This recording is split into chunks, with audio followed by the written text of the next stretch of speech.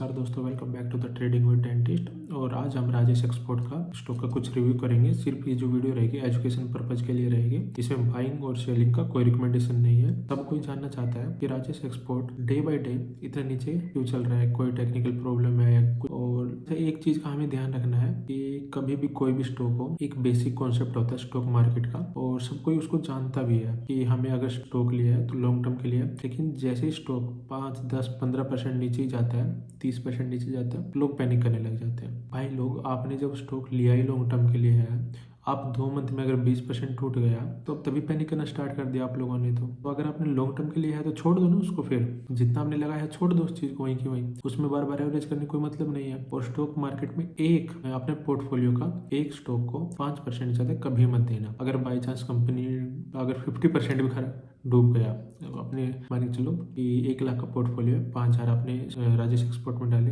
और आपने जहां से बाई किया वहां से 50% करेक्ट हो गए, मान के चलते हैं, तो आपके जो टोटल पोर्टफोलियो में सिर्फ अगर 50% टूटने के बाद टोटल पोर्टफोलियो में सिर्फ 2.5% का आपको डेंट पड़े, मतलब लॉस होगा सिर्फ 2,500 का। लेकिन आपके पास काफी स्टॉक है तो इतना ज़्यादा आपको प्रॉब्लमेटिक नहीं रहेगा वो चीज़ें। तो आप इस चीज़ को हमेशा कोशिश करें। स्मॉल कैप या मिड कैप जो भी कंपनी होती है उसमें तो 5% ज़्यादा कभी बाई करना ही नहीं है। हाँ, कोई अच्छी कंपनी होती है लाइक HDFC वगैरह हुई या HUL हुई, उनमें आप थोड़ा सा सोच सकते हो 7-8%, लेकिन उससे ज़्यादा फिर भी कभी नहीं। प्रॉब्लम और होती है कि अगर कोई भी शेयर प्राइस नीचे जाता है डे बाई डे तो सबको लगता है कि कंपनी खराब है, और अगर कोई स्टॉक प्राइस ऊपर जाता है डे बाई डे तो सबको लगता है कंपनी अच्छी है। ऐसा नहीं होता भाई।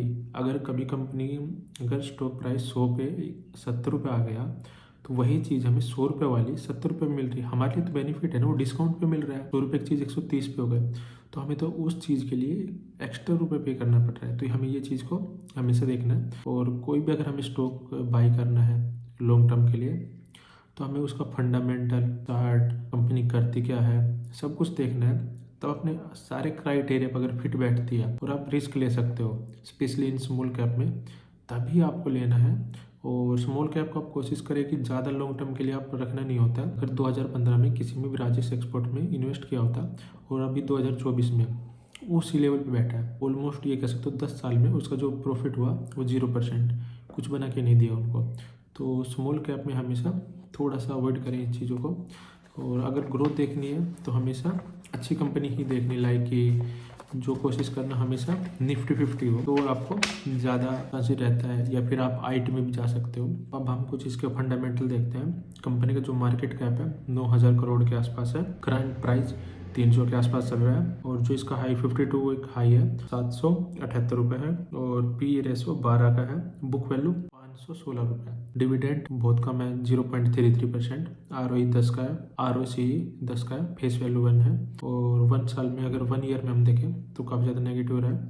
कुछ इसके पॉजिटिव देखते हैं। कंपनी डेप्थ फ्री है, और कंपनी ने जो भी डेप्थ अभी रिसेंटली कम भी किया है, और स्टॉक है अपनी ट्रेडिंग कर रहा है बुक वैल्यू से भी काफ़ी अंडर पे कर रहा है। जो स्टॉक अभी ट्रेड कर रहा है बुक वैल्यू से भी 0.59 टाइम्स ही ट्रेड कर रहा है, मतलब 1 टाइम भी ट्रेड नहीं कर रहा है। अगर कुछ नेगेटिव देखते हैं, कंपनी लास्ट 3 साल में कुछ ज़्यादा कुछ रिटर्न नहीं दिया। 3 साल के आप ये देखो, ऑलमोस्ट 8-10 सालों में कोई रिटर्न ज़्यादा नहीं दिया अगर इन्वेस्ट किया है तो लोगों ने, और प्रॉफिट भी काफ़ी कम है। अगर इंडस्ट्री का भी अगर देखा जाए तो 32 का है। और अगर सेल्स की हम बात करते हैं, इसके अंदर जो सेल्स थी इसकी मार्च 2023 में 1,15,000 करोड़ की थी, अभी क्या है 65,000 करोड़, ऑलमोस्ट 40% वहां से सेल डाउन आई है। और स्टॉक मार्केट ने अपना काम पहले ही करके दिखा दिया कि जो प्राइस आपका 1,000 रुपये चल रहा था वो आज 300 पे आ गया, 70% ऑलरेडी करेक्ट कर चुका है। तो स्टॉक मार्केट हमेशा एक कदम आगे रहते हैं, इस चीज को हमेशा ध्यान रखना है। नेट प्रॉफिट अगर देखते हैं सेम क्वार्टर दिसंबर 2022, अगर इसका हम प्रॉफिट देखते हैं दिसंबर 2022 में जो प्रॉफिट था इसी क्वार्टर में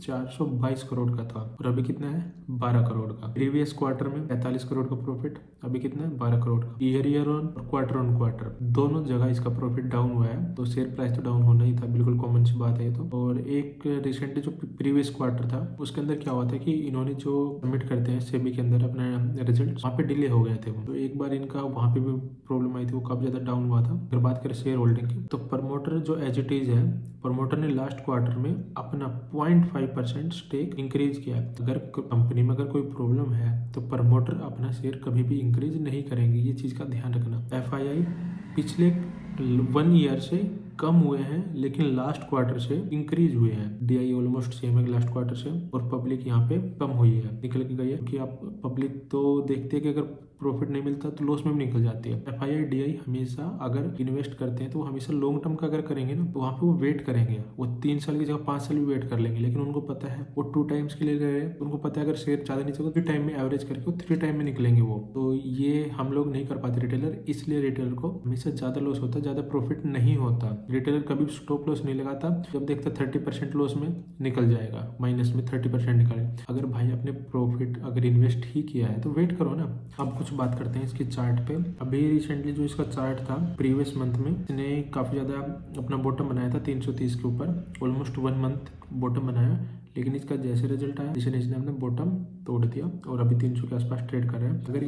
अगर आपको बाइंग या एवरेज करना है या फ्रेश एंट्री करनी है तो आप ऑलमोस्ट वेट करो जब तक ये 450 या 455 के आसपास नहीं आता, वहाँ के आपको वेट करना है। तब तक एवरेज करना है। अगर आपको काफ़ी ज़्यादा लॉस हो रहा है यहाँ पे, ऑलमोस्ट कह सकते हो 30, 40, 50% लॉस है, तो आप कुछ क्वांटिटी यहाँ पे ऐड कर सकते हो एवरेज करने के लिए। लेकिन उसमें एक चीज़ का ध्यान रखना है कि आपका जो टोटल पोर्टफोलियो का साइज है उसमें 5% ज़्यादा राजेश एक्सपोर्ट का नहीं होना चाहिए। ये हमेशा एक चीज़ का ध्यान रखना, चाहे कितनी भी अच्छी कंपनी हो, 5% ज़्यादा नहीं देना। और अभी के लिए अगर चार्ट में देखें कोई स्विंग ट्रेड है, तो अभी के लिए कोई स्विंग ट्रेड नहीं है, क्योंकि कोई भी सपोर्ट है ही नहीं, सीधा लोअर लो पे स्टॉक जा रहा है। और अगर स्विंग ट्रेड बनेगी तो आई थिंक थोड़ा सा इसको होल्ड करने दो, 340 या 50 के आसपास एटलीस्ट जाना चाहिए, तब हम कुछ इसमें सोचेंगे। अगर एक चीज़ का हमेशा हमें ध्यान रखना कि कोई भी कंपनी है उसका हमें फंडामेंटल बिजनेस सब कुछ अगर समझ में आता है तभी हमें इन्वेस्ट करना है। अगर हमें उस कंपनी का कुछ भी चीज़ समझ में नहीं आता तो हमें इन्वेस्ट नहीं करना है। क्योंकि जो राजेश एक्सपोर्ट है गोल्ड माइन का काम करती है, या उसको इम्पोर्ट एक्सपोर्ट इस टाइप का बिजनेस है, और इसमें जो प्रॉफिट मार्जिन होता है वो बहुत कम होता है, 0.1% के आसपास। अगर आपको प्रॉफिट मार्जिन वाले ही बिजनेस में इन्वेस्ट करना है तो आप IT में जाओ, केमिकल में जाओ, वहाँ पे जाओ, आपको वहाँ पे अच्छी अपॉर्चुनिटी है। इससे आप फिर भी इसको बाई कर रहे हो, आपको पता है इसके अंदर प्रॉफिट मार्जिन इतना कम है, फिर भी आप सोच रहे हो अगले जैसे ही हम लेंगे यहाँ से डबल हो जाएगा। हमेशा एक चीज़ का हमें ध्यान रखना है, जैसे ही हम स्टॉक लेंगे भाई वहाँ से तो नीचे जाएगा ही जाएगा। ये मैं कोई भी स्टॉक लेता हूँ, मैं हमेशा यही सोच के लेता हूँ, जैसे ही मैंने बाई किया यहाँ से 20% अगर नीचे जाता है कोई दिक्कत वाली बात नहीं, मैं 20% जैसे जाएगा मैं फिर बाई करके एवरेज करूँगा। क्योंकि मैं कभी भी स्टॉक के अंदर अपने पोर्टफोलियो का 2% से ज़्यादा एक साथ एवरेज बाई नहीं करता। अभी कभी जैसे केस HDFC है जहाँ पे मैंने बल्क बाइंग की है, रिसेंटली मैंने वीडियो बनाया था, उससे पहले मैं बल्क बाइंग कर चुका था वहाँ पे। और क्योंकि मैंने ऑलमोस्ट 5% का सीधा एक बार बाइंग किया था, क्योंकि मुझे वहाँ पे अपॉर्चुनिटी लग रही थी, इसलिए मैंने बाई किया। और HDFC मैं आपको बता चुका हूँ, अगर मुझे यहाँ से नीचे और मिला तो मैं और भी इसमें ऐड कर सकता हूँ, 8% का अपने पोर्टफोलियो को ऐड कर सकता हूँ। तो चलो अभी हम बात करते हैं राजेश एक्सपोर्ट की। और इसकी जो बुक वैल्यू है 516 रुपये, तो मुझे लगता है कि 500 के आसपास तो शेयर को आना ही चाहिए विदिन 1 ईयर। लेकिन आपको इसके अंदर होल्डिंग जो पावर है वो आपको काफ़ी ज़्यादा रखनी पड़ेगी। आज जैसे ही ये हो सकता है कि इसका जो चार्ट पैटर्न के अकॉर्डिंग हमें चले तो ये जो शेयर है हायर हाई हायर लो मारता है, तो पूरा एक स्विंग आता है। जब भी इसका स्विंग आएगा चार्ट के अकॉर्डिंग ये हो सकता है कि आपका 800, 900 या 1000 रुपये टच कर सकता है यहाँ से चार्ट के अकॉर्डिंग। लेकिन वो कब आएगा ये नहीं कह सकता, हो सकता है कि कंसोलिडेट में चले जाए, अगले 2-3 साल तक यहाँ तक ही घूमता रहे इसी रेंज में 10-15% ऊपर नीचे। तो इस चीज़ का भी हमें ध्यान रखना है।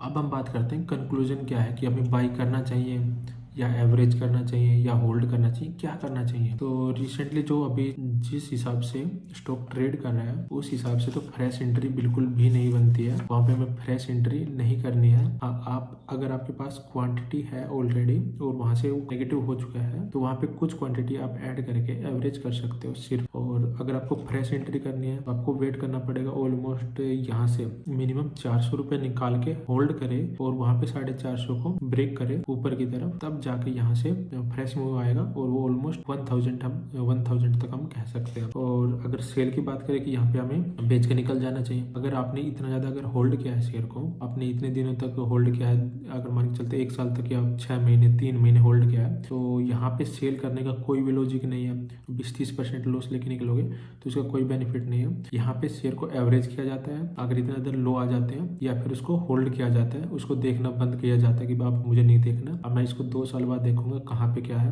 यहाँ से जो भी है फ्रेश इन्वेस्टमेंट बिल्कुल भी नहीं नहीं करना है न्यू बंदे को यहाँ पे, बिल्कुल अगर कहीं जाए बिल्कुल भी ऐड नहीं करना। हाँ, एक रिस्की स्विंग ट्रेड कह सकते हैं कि भाई काफ़ी ज़्यादा अगर स्टॉक गिरा है तो वहाँ पे स्लाइटली बाउंस बैक आता ही है। अगर आप बॉल को नीचे एकदम से गिरो काफ़ी ज़्यादा ऊपर से तो स्लाइटली वो कुछ हद तक तो ऊपर जाती है। वो हो सकता है कि हो सकता है 300 से अभी अभी कुछ 350 या 60-70 बाउंस बैक मारे।